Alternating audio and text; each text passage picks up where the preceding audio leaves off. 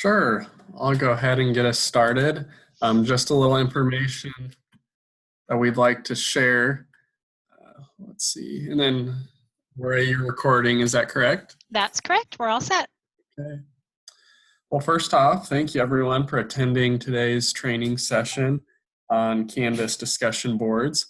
Um, let's see, today's session, along with other training sessions this week, is being recorded, and you'll have the option of viewing it again later. And also, due to the large number of participants which may be in the training session, your microphones are muted by default. So if you have a question, feel free to use the chat feature located at the bottom of the screen, and I'll compile those questions and then pass them along to Laura at the end of the session. And I want to start today's session by sharing some information that we're including in all the trainings. If you are brand new to remote or online teaching, we recommend that you visit and explore the resources on the K-State Keep Teaching website, which is ksu.edu/keepteaching. The preparing and planning page on the website under the Remote Teaching and Learning Resources tab has a checklist of steps to get you started. And the homepage of the website also includes getting started checklists for students and faculty. And I'll provide the link to that website here just in a couple minutes. And as we rapidly transition our classes using various remote teaching options, we want to encourage you to keep things as simple as possible. And this session is going to focus on practical steps that you can implement right away. Additionally, if you have any questions after today's session, please send them to gcid@kstate.edu.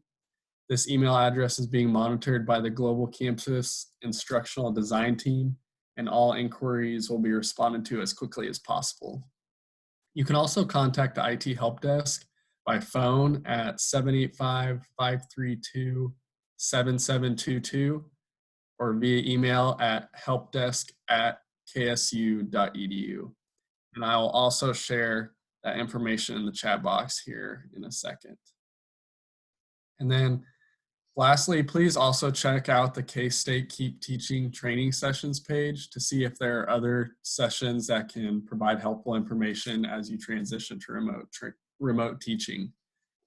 There's a list of all our trainings that will be this week with all the Zoom links attached as well.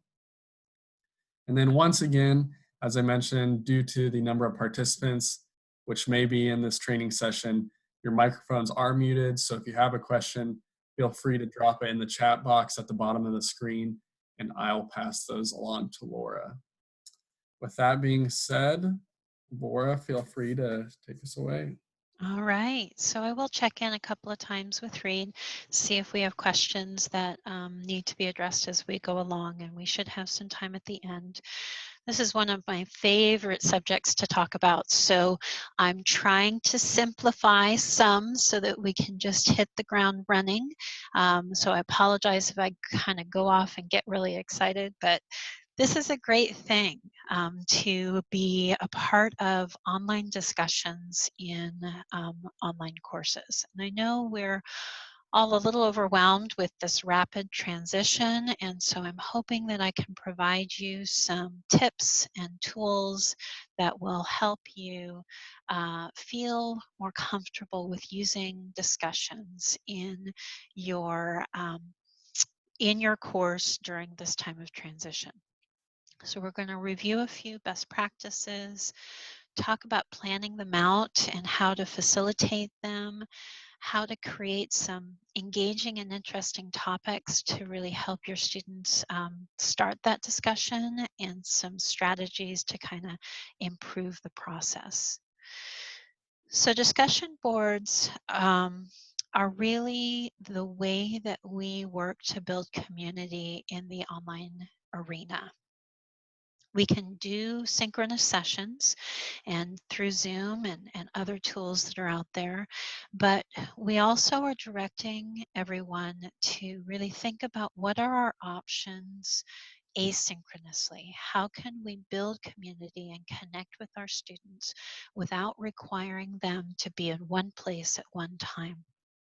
because while they may have that 10 to 11 time slot free in their day during the regular semester because they're attending your class, going home, dealing with children, dealing with sick family members, possibly being sick themselves, they may not be able to come to a synchronous session.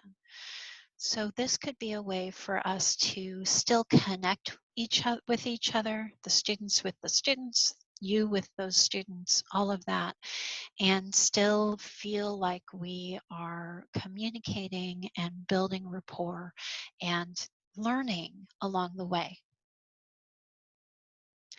So one of the most important things to start with is to really set the expectations for your discussions and what they look like and what you want students to get out of them.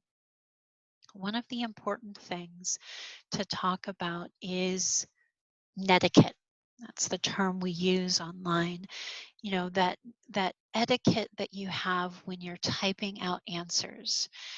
We have a society right now which is very focused on social media and that short language that we use and sometimes reacting too quickly. And so we need to set the expectations that our discussions are academic in nature, that we need to be professional, that we need to think about what we as faculty or instructors or how the students are posting so that we are keeping it professional and courteous. So think about setting that tone right away, but also being flexible with students, reaching out to them if you find a point where a student isn't really responding properly. But if you're an English teacher, probably making sure that they understand that shorthand text typing is not okay in an academic setting. But then maybe for some of you, it is okay. It is the way you're wanting them to communicate in some of the discussion boards, and we'll talk about different uses for discussion boards. But definitely set the expectations right away as you move into this online area. So we want to set ourselves up for success right from the beginning. Think about the requirements that you have for your conversations. The advantage of an online discussion board is that you're going to have the opportunity to hear from every single one of your students. If you're in a classroom, sometimes you have those superstars that are raising their hand or speaking up. Mainly, they're the ones that you hear from the most, and you have those other students that need a little time to process and may not feel comfortable in that space to speak up. Maybe they just need a time to think it through, and an online discussion board really gives them that time to kind of think through what they want to say it, and then also respond to others in the conversation. So we need to think through the requirements that you have for the responses for your students. It's very, very common for you to set up, for online faculty, set up a rule of one original post, their first response to the discussion prompt, and 2 responses to other students in the discussion. That works fairly well. It also can sometimes limit what your students are going to do, but you need to think through at least that base requirement that students have to complete in order to participate in the discussion and receive the points for the discussion. And I'll go through a little bit of setting it up in Canvas as well so you understand how to do that. Consider some sort of modeling that you can do. Maybe those first few discussions, you're really involved and you're really guiding those students through that conversation the same way you would be in the classroom itself. Think how you can really nourish that conversation. Think about if there's a rubric you could create that helps them understand what your requirements are. One thing that we have discussed in the past with discussions is, do you require citing? APA format, those kinds of things. I would encourage you to be a little relaxed with that, because if you think about it in a classroom, a student isn't necessarily holding up the document that they are quoting from or anything like that, but make sure that they know they need to give credit to wherever they've read it from, but not necessarily full citation. Just thinking those things through before you get into the discussion process. And trust me, it's okay to change as you learn this process. First discussion board goes fairly well, but you notice a few things. Just talk to your students, walk them through it. Say, okay, after this first discussion board, what worked for you? What didn't? How can we make this work better? And mold and adapt it to what works for your group. All right. So here are some links that Reed is going to add to the discussion, the chat feature here, but I'm going to jump out. These are all Canvas guides on how to use some of the functions of Canvas. Whoops, that's not what I wanted to do. I want to go here. There we go. Some of the functions within Canvas to do discussions. So Reed, do we have any questions that I should tackle right now, or go ahead and move on? It looks like we just had one question that was answered. Trina jumped in and answered that question, so you can keep going along. Awesome. Perfect. Thank you, Trina, for being here. Okay, so here's an example of a discussion board that I've done in sort of pulling together some training. And so this is my discussion link on Canvas. And here's a variety of different discussion boards that I have, okay? One thing I'm going to recommend to everyone, that you create a course questions discussion board that is put in your first module, available to students the entire year, isn't necessarily graded, but it's a place for you to collect all of the questions that students may have about assignments, about where to find things in the class, about what's happening next with the semester, all of those kinds of things, so that you only have to answer things once. Then direct your students to this location. Kind of the same way that if you got an email from a student on Tuesday and you have lecture on Wednesday, you might at the very beginning of lecture say, hey everybody, I got this question. I want to make sure that everybody knows the answer. Well, if you direct everybody to use this course questions location, they will all see the answer. You can answer it only once, so that if you are getting multiple emails, you could even take the answer or the question from that email and post anonymously here, hey, I got a question, here's the answer. Then everybody sees that answer. You're not answering things multiple times. Normally in an online class, we would have an introduction set up. You should not need that in this situation, because your students are already interacting. You've known them for 8 weeks now. But you could create sort of a student lounge discussion that, again, is open to everyone, but just a place for them to kind of connect and think about, talk about what's going on for them right now if they're struggling. But finally, the main area that we would focus on is those more academic discussions. And so here is a kind of a list of different discussions that we've created. I'm going to pull up this example here and just talk through how this was set up. So let me go into edit. All right, so when you're in Canvas and you're setting up a discussion, you have this box here where you can put all of your instructions. for how you want students to answer the questions, okay? This is very important that you add all of the steps that you want them to follow, if you're doing it in small groups, if it's in your entire class, I'll talk about groups in just a little bit, how you want them to respond. Now you have options here. Allow threaded replies will connect responses from one student, that original response that one student had, and all of the responses to that original response. That helps students to kind of organize the communication and continue a conversation. You may decide that you want to set up a requirement that students need to follow their own original response and make sure that they are responding to any questions that another student posts. That can kind of, again, help the continuation of the conversation.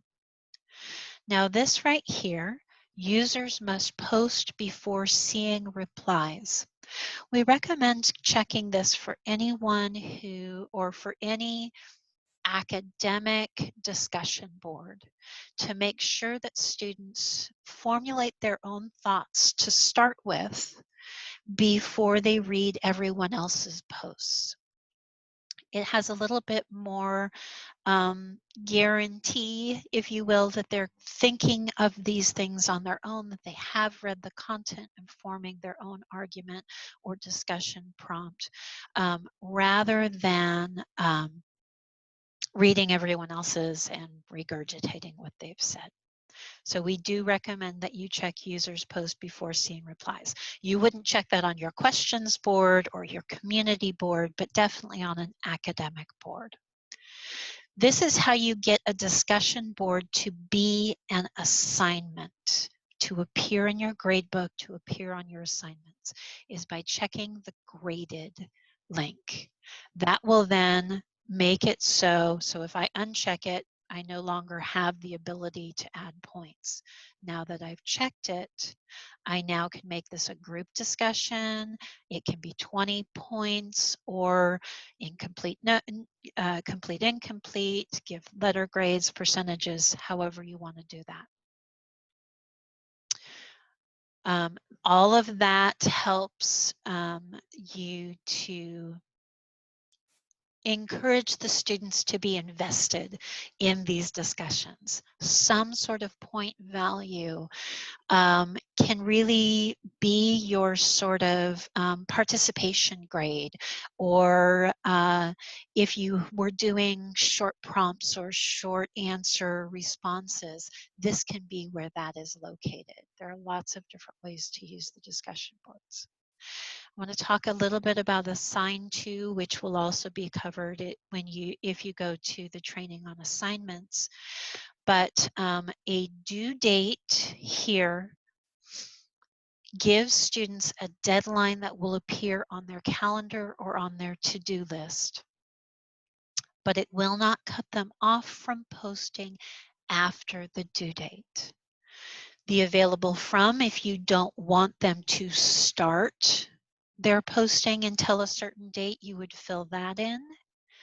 But the until date cuts students off completely. They cannot continue to respond to the discussion if you put in the until date. So on discussions in particular, if you want that conversation to continue, I recommend that you do just the due date. The assignment itself will show that students have posted past the due date and mark it as late.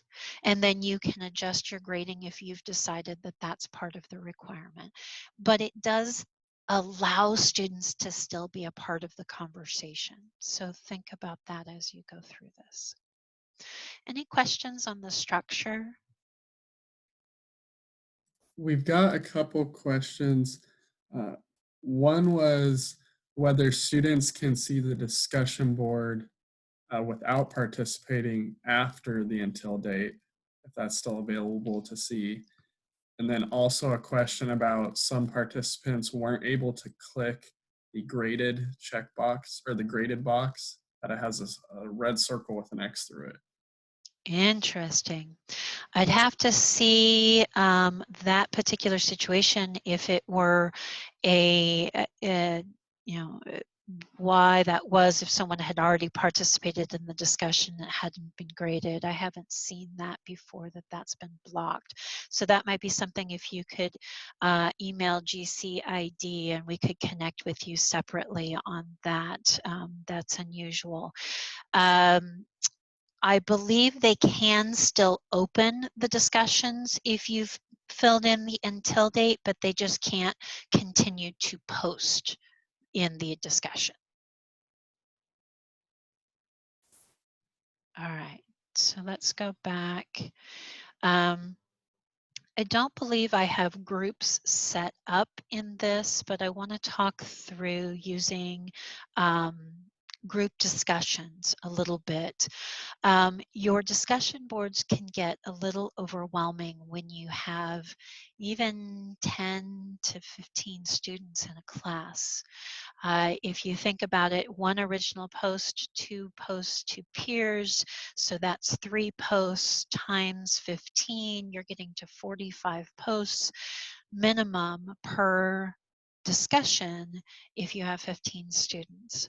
So think about using that group feature within Canvas to break your students up so that they have multiple or they have fewer people to respond to and more potential for creating a full conversation. Now that does mean that it does mean that your students will not see everyone's responses.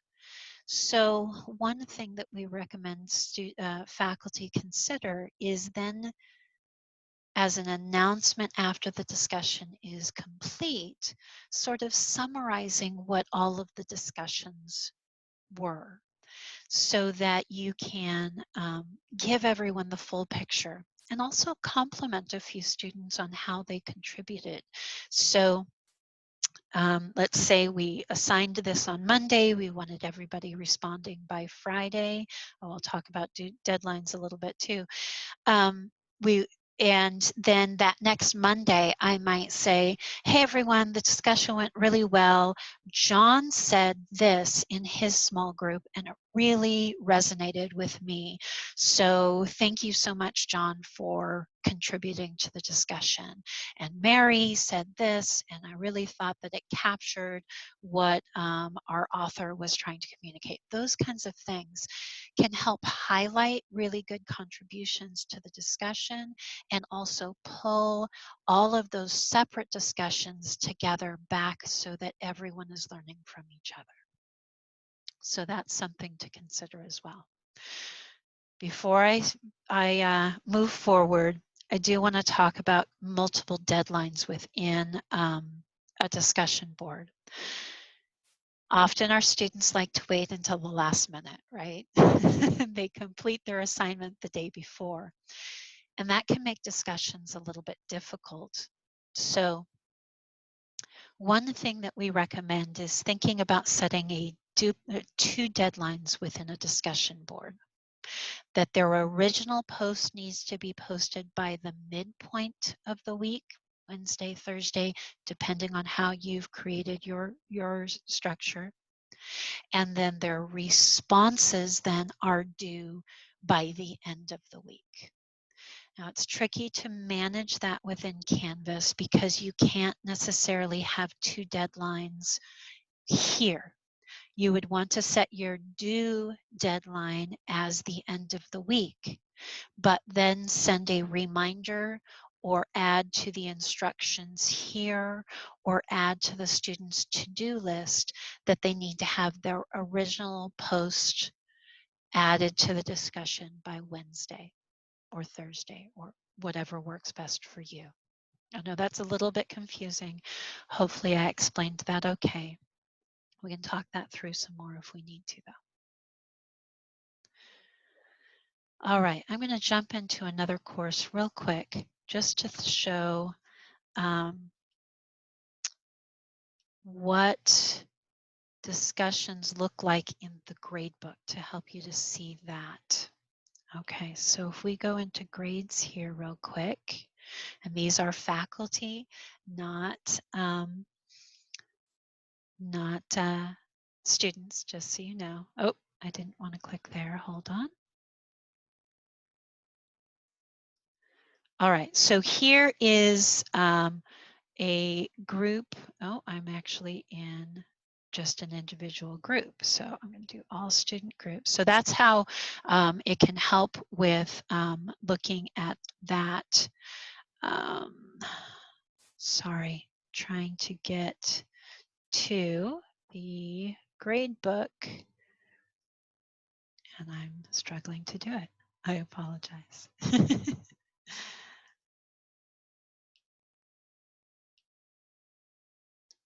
Speed grader, there we go.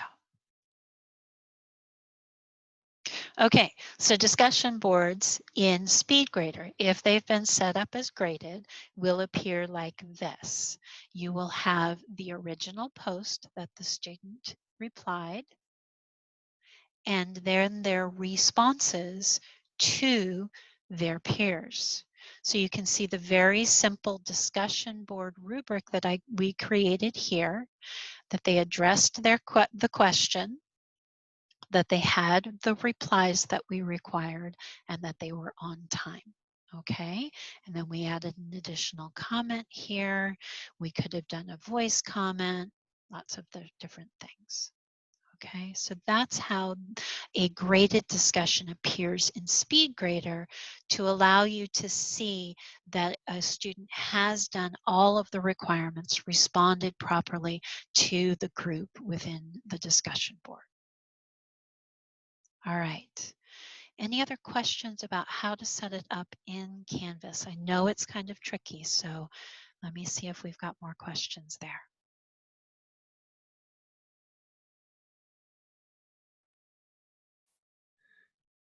As far as questions, Laura, we had, let's see, what are the best practices for group size? Should they break them down, 20 to 30 students, or what do you recommend on that? So it sort of depends on your course size. I wouldn't recommend more than 10 per small group. And again, that's going to depend on your course size. You could go as small as 5, but probably not smaller than that. If we think about sometimes we have students that don't participate. And so if we make our group sizes too small, then those students that are trying to participate might not have anyone to participate with, right? Because those non-participators aren't responding, and therefore there's not enough to check in with. So thinking about that and making sure that you kind of pick the size that works best for your group. But I would say really no smaller than 5, no larger than 10 if you're going to use groups. Anything else? And then one relating to that was, uh, is there any possibility with discussions for Q&A or material in the video, um, and kind of how that would contrast versus the chat function for students if they use the discussion board or a chat function for Q&A for a video lecture? Okay, so what you could do would be embed your discussion into, or excuse me, your video into the discussion itself, right? So give me a second. We go into a discussion board. And so your assignment essentially is that they watch this video that you've embedded right here in the instructions. And we just last hour talked through how to do that. So we'll pick a media site video real quick, presentation, pick this one, player only. Okay, so I've embedded my video lecture right there.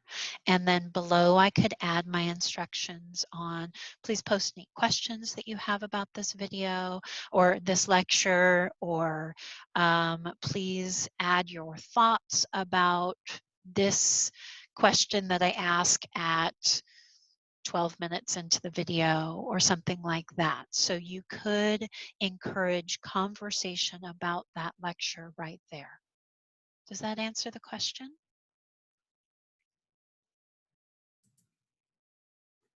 Looks like we haven't had any other comments on that yet. Okay, Uh, I'll go ahead. Then we Yeah, go ahead. just one more was that I mean they can then link specific discussions within specific modules Absolutely. and Absolutely. Yeah. organize it. Okay. Yeah. So if you didn't want to necessarily create, your video lecture within the discussion, you post your video lecture in modules, then you have your discussion link right underneath. You have the assignment. All of those things can be pulled into modules at once. All right, let's talk a little bit about different types of modules,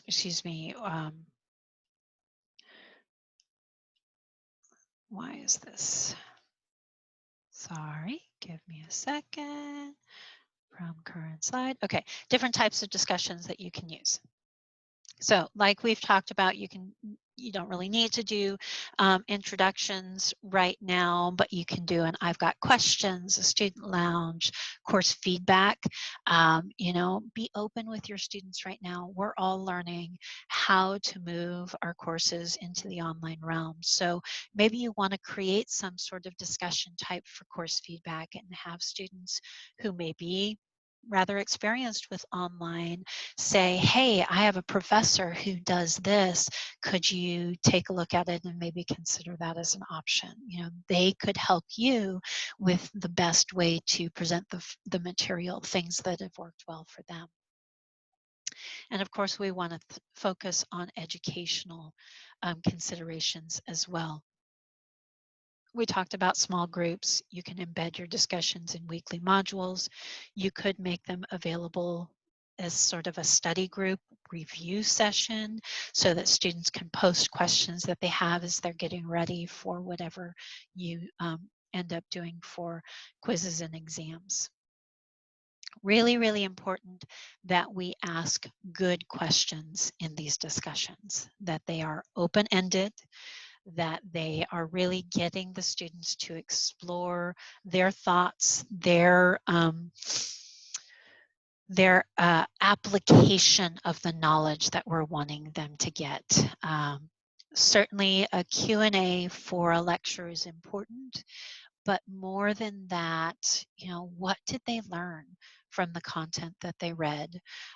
How can they apply that knowledge to the real world?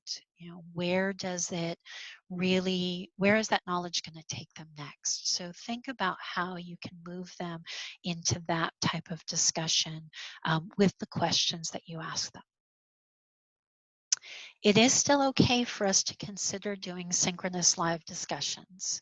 And you're going to want to think that through carefully. We've talked about how we are certainly sort of motivating everyone towards asynchronous learning.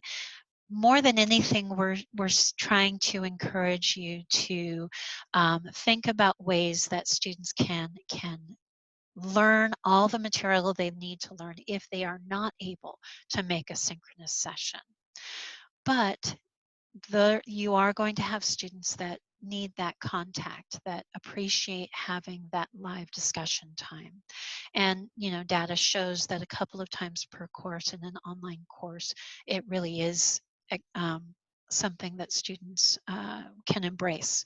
So pick and choose the times that you feel that it's going to work most effectively. If you need to do a review or you have a topic that's really complex and you know students always struggle with, maybe you want to choose to do a live discussion at that time.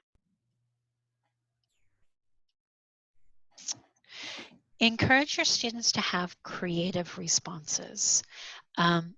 It doesn't just have to be write 350 words and respond to your peer with at least 100, and I agree is not enough, but encourage them to think outside the box. Could they create a short presentation as a response to the discussion prompt and post that in the discussion? Could they make a short video and post that within the discussion? And so those guides that I had Reed provide to you can help students also to know how to post a video or a document into the discussion space. That makes those responses available to every student. Whereas if you were to make it an assignment, then that only is available to you. So discussions can really be quite creative in how you have students respond and implement them. Discussions can get kind of overwhelming, and we do need to make sure that we are really present as the instructor in the discussion process. But we need to balance being present with not controlling the discussion itself. It's kind of a delicate balance to not necessarily responding to every single student's post, and certainly not necessarily giving your opinion on the discussion, because then students are likely not to choose the opposite opinion because the professor said it should be this.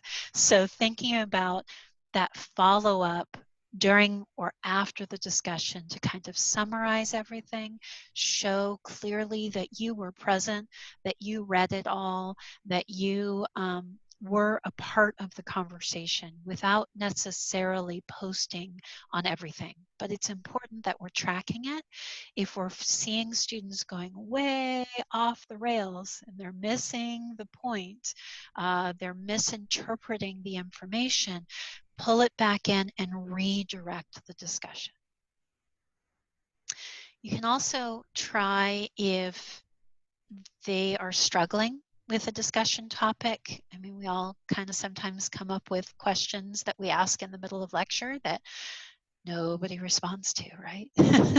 That's going to happen sometimes in a discussion board as well. So think about secondary questions, follow-up questions that you could ask students to help them continue the conversation if it's kind of petering out. And these are just a couple of ideas that I've come across, but how could you further that conversation?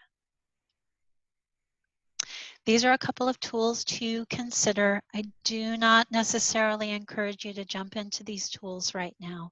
They're things to consider. We have a lot of folks on campus that use Flipgrid, and it's sort of a video discussion platform. And they're very short videos. They can be really helpful to students to make that visual connection. But again, we're just getting off the ground right now, so don't worry too much about trying to learn a new tool beyond Canvas. Just focus on Canvas for now. Now I'm trying to see what our time limit is. We actually are doing okay. I'm going to show a short video and hopefully set the mood a little bit to have us enjoy.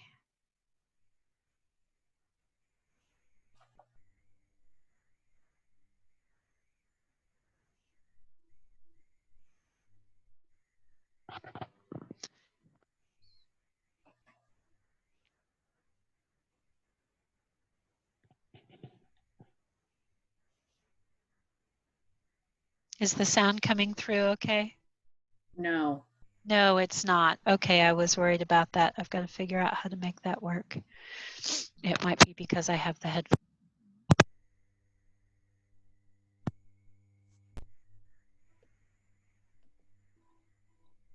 Can you hear it now?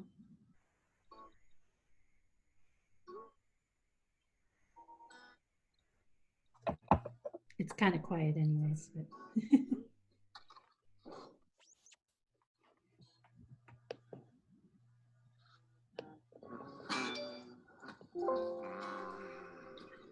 Pie. Right after I finish writing words, I'm gonna eat pie. I need pie.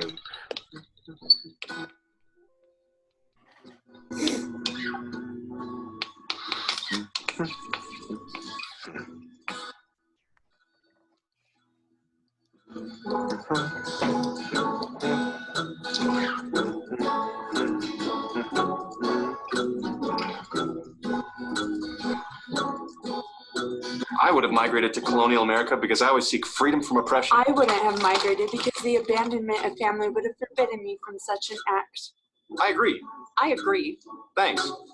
I believe I need more information before I can reasonably respond, huh? Where am I from?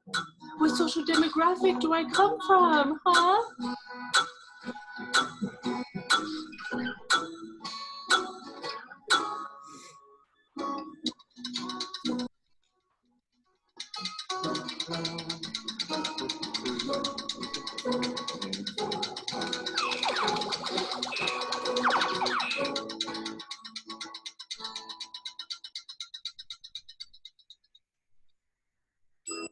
5 minutes left, it's time. This is my chance to shine. I believe the color yellow is used to represent cowardice. I thought that the color lemon was used to represent a lack of bravery. I believe that's what I just said, Carrie. Wow, great insight. I would have never thought of this. I agree. It reminds me of a time in my life when I was in a similar situation as King Richard.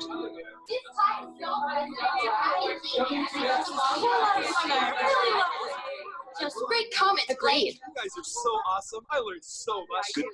I wouldn't want to be doing anything else in the whole wide world. I agree. Smiley face. LOL.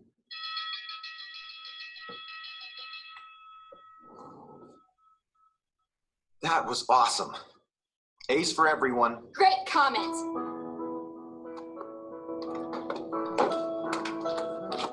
Sorry, I'm late. I had a thing.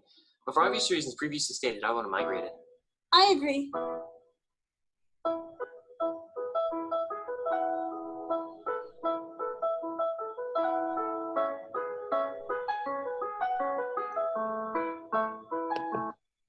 Okay, I hope you found humor in that. Kind of a silly idea. Oh, I guess that didn't work out very well. Some people didn't get the link, but I will put it in the chat right now. Okay, so let's try and wrap up and talk through any other questions that you have.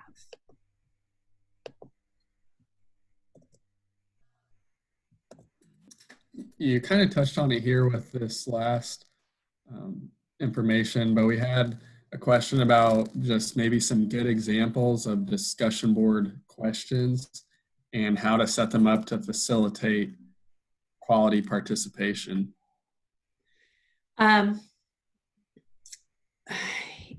It really is going to depend on your content.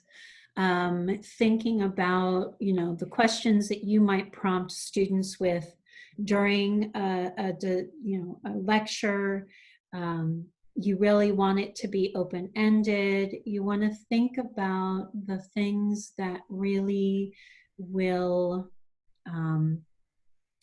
be that higher order level of communication. Gosh, I wish I could answer that great. You're just wanting to think about your content. It's probably not enough to say summarize the chapter you just read, right? You're going to get, if you have 20 students in the class, you're going to get 20 of the same answer, because there's only so much you can summarize from that chapter. But it could be that you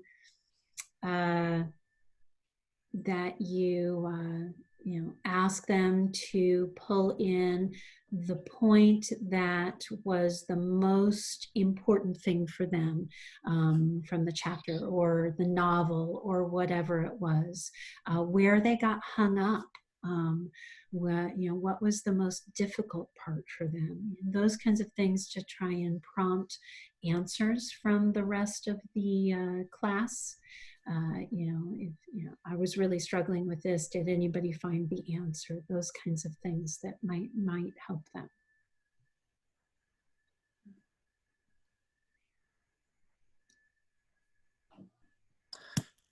Also, one question, Laura, was how to pin a discussion, or Okay. what exactly is a pinned discussion? Okay, it's really just kind of keeping it at the top of the discussion board. It doesn't mean that you can't see the other discussions, but it's something you just want to have at the top of the discussion board all the time, okay? So what you would do is come over to the 3 dots on the right-hand side. Sorry, I don't think I'm sharing my screen now. Give me a second so you can see it. There we go. So in your discussions area, if you come over to the 3 dots on the right-hand side, then you could pin the discussion right there. That's also where you could, if you want to close a discussion, close for comments and duplicate, those kinds of things. But that's how you would pin it to the top. So any of those questions, open discussion boards, those might be things that you pin to the top.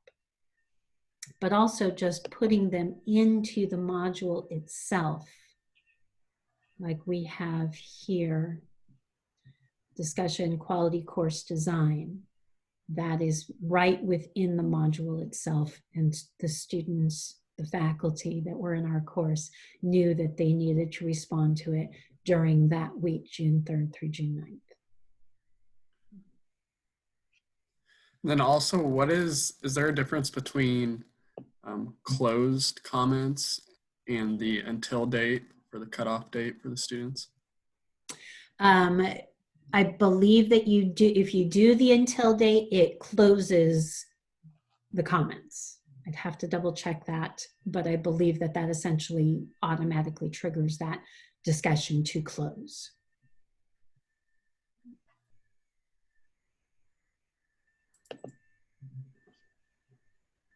Looks like that's the majority of the questions we had.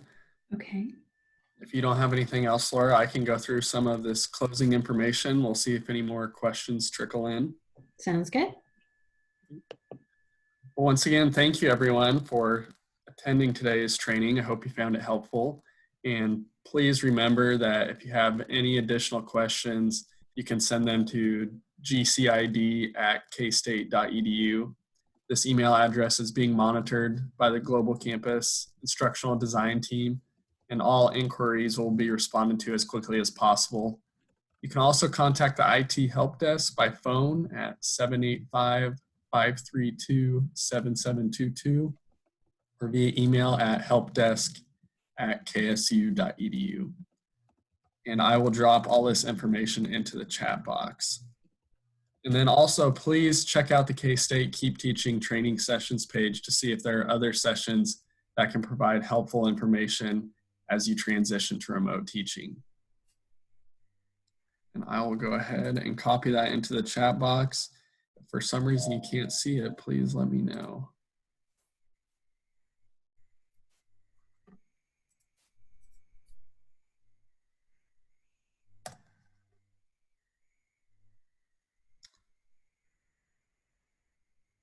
It looks like one question we might have had come in here at the end was, do you happen to have a sample rubric for discussions that you could possibly share, Laura?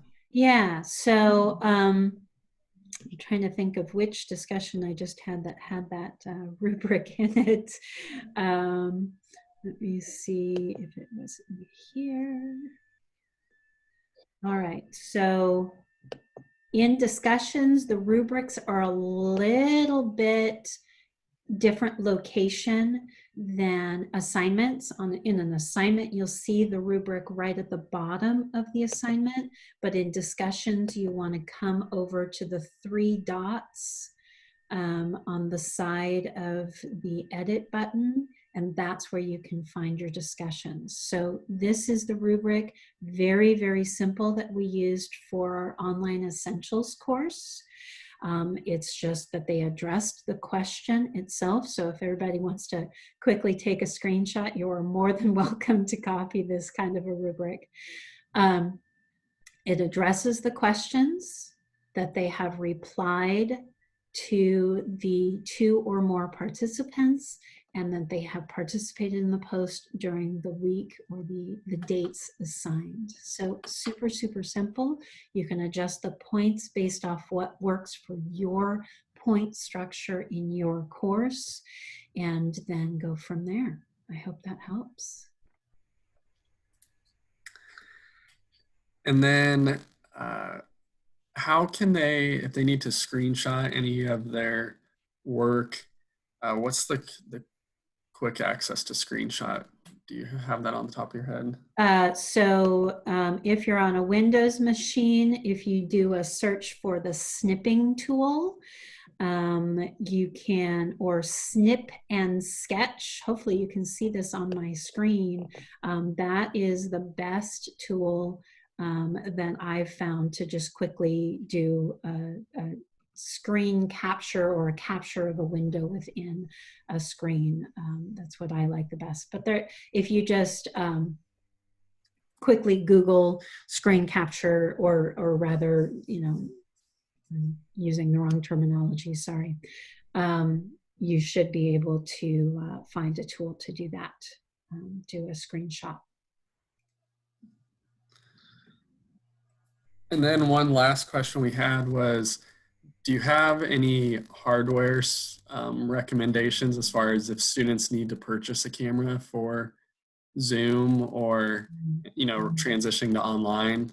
That works better than others. Don't. Yeah, there are a lot of, you know, simple cameras out there. Most students, if they have a laptop built in the last few years, there will be a camera already built into their laptop. And then they could certainly use their phones for video capture as well. So that's something to consider encouraging them. But really an inexpensive webcam would be quite sufficient. It should work just fine. But we don't have any particular equipment that we recommend. And then lastly, too, just to clarify for the group, these recordings, they'll be available on the Keep Teaching website, K-State Keep Teaching website.